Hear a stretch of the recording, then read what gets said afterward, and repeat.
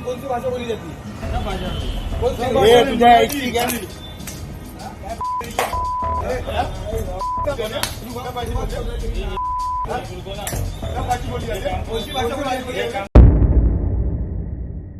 मीरा भाईंदर के एक शॉपकीपर ने मराठी बोलने से इनकार क्या किया और थप्पड़ों की बरसात कर दी। बच्चे को साइड में रखकर उस लेडी पर थप्पड़ जड़ दिए।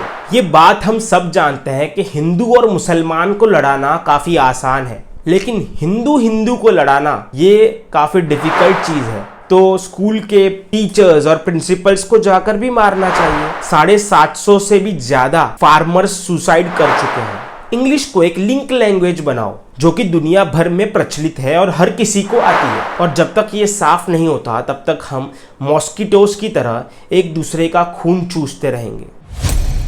इस वीडियो को बनाने के पीछे मकसद ये था कि मैं अवेयरनेस फैला सकूं। मैं किसी भी पॉलिटिकल पार्टी को सपोर्ट या फेवर नहीं कर रहा और ना ही मैं किसी पॉलिटिकल पार्टी से बिलोंग करता हूं। इस वीडियो को बनाने के पीछे मेरा सोल पर्पस यही था कि मैं आपको ये याद दिला दूं कि हम सब इंडियन हैं। जय हिंद, जय भारत। 90s में WWE का क्रेज था, याद है ना? Raw power, Undertaker, Dishoom Dishoom.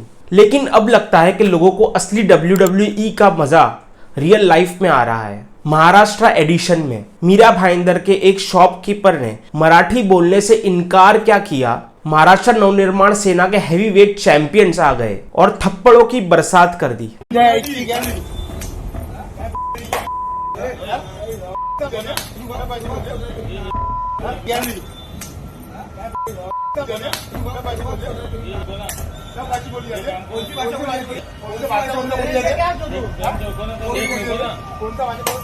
कोणती भाषा बोलली जाते?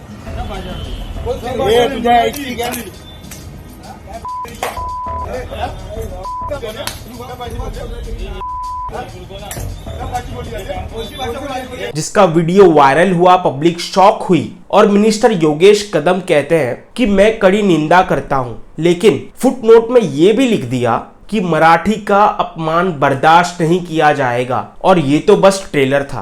व्यापाऱ्यांसोबतची जी काही चर्चा आहे ते शेवटी ते स्थानिक लोकप्रतिनिधी आहेत, त्यांच्यापर्यंत कोणी विषय घेऊन गेले असतील त्यांच्यापर्यंत त्यांच्याकडे मांडली असेल, त्यांनी काय भूमिका स्वीकारली मला माहिती नाही।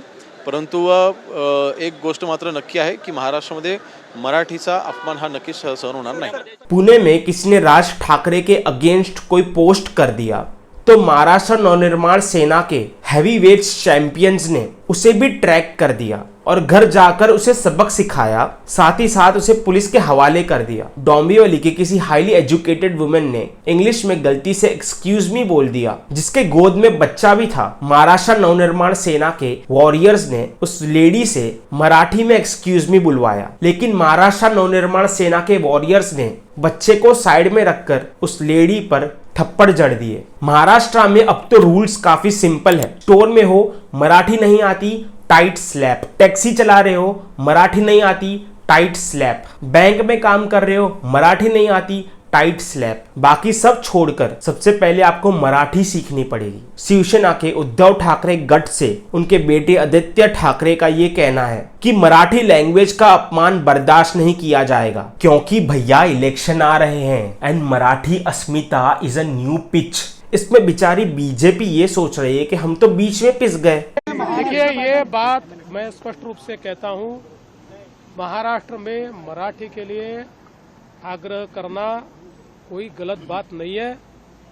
सरकार का भी मानना है कि मराठी का उपयोग ज़्यादा से ज़्यादा होना चाहिए, किंतु अगर उसके लिए कोई कानून हाथ में लेता है तो कानून उसके ऊपर कार्रवाई करेगा। अगर हम हिंदी को पुश करेंगे तो महाराष्ट्रन वोट्स अगेंस्ट हो जाएंगे। अगर हम मराठी को पुश करेंगे तो हिंदू बेल्ट एंग्री हो जाएगा। तब भी निकला एक master stroke, Nitish Rane. Nitish Rane MNS को, महाराष्ट्र नवनिर्माण सेना को ये चैलेंज देते हैं कि अगर उनमें हिम्मत है तो वो मोहम्मद अली रोड पर जाए और वहां की मुस्लिम कम्युनिटी से मराठी बुलवा के बताए और मराठी ना बोलने पर उन्हें थप्पड़ मार के दिखाए।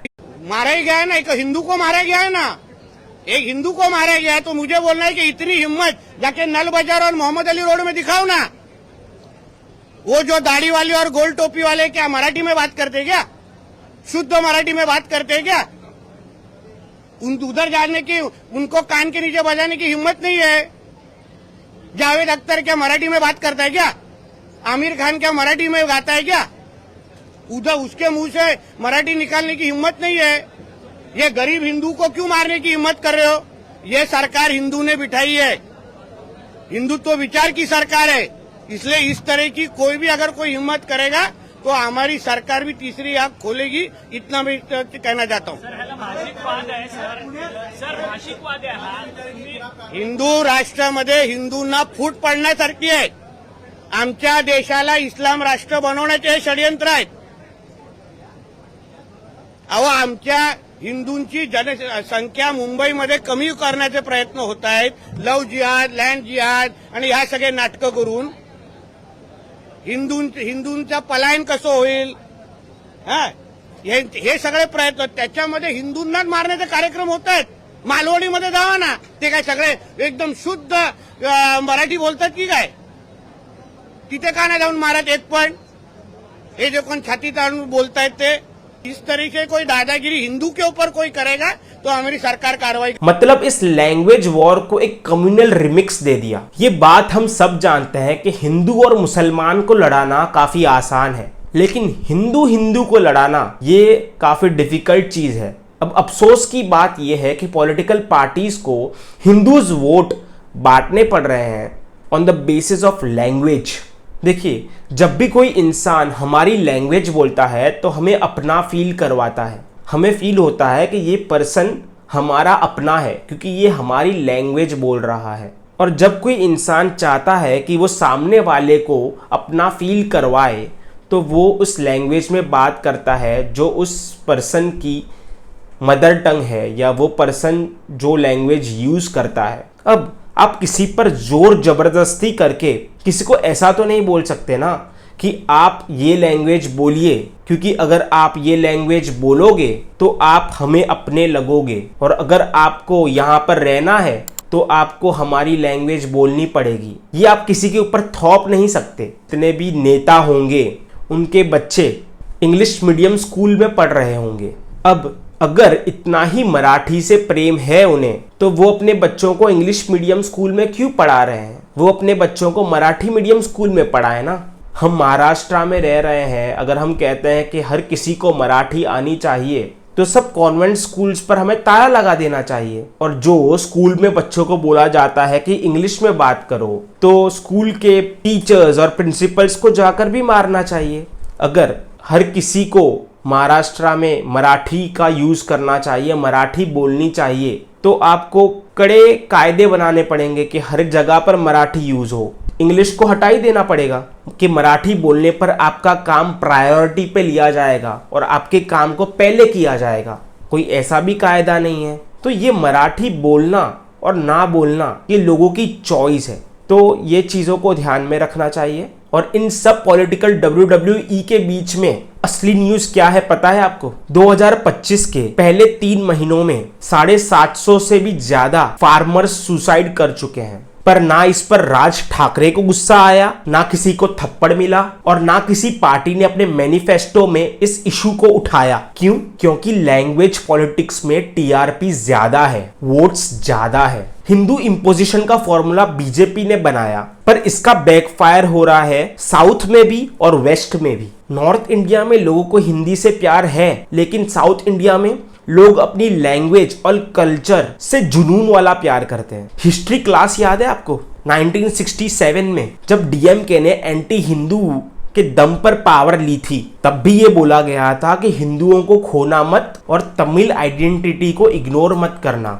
आज वही फॉर्मूला रिप्ले हो रहा है और यही फॉर्मूला महाराष्ट्र और कर्नाटका में वायरल हो रहा है। तब भी बोला गया था कि हिंदी को थोपो मत और तमिल आइडेंटिटी को इग्नोर मत करो। आज स्टैलिन वाला फॉर्मूला फिर से प्ले किया जा रहा है। सवाल यह है कि नॉर्थ के लोग तमिल, तेलुगु और मलयालम थोपने से बौखला जाते हैं, तो क्या साउथ के लोगों को ये हक नहीं कि वो भी हिंदी थोपने पर रिएक्ट करे? नेशनल एजुकेशन पॉलिसी 2020 के नाम पर सेंटर ने एक बैकडोर एंट्री प्लान लॉन्च किया था, Hindi as a third language by default. और महाराष्ट्र गवर्नमेंट ने सोचा कि पब्लिक चुप रहेगी, बट सरप्राइज, पब्लिक ने बोल दिया कि ये क्या थोप दिया भाई।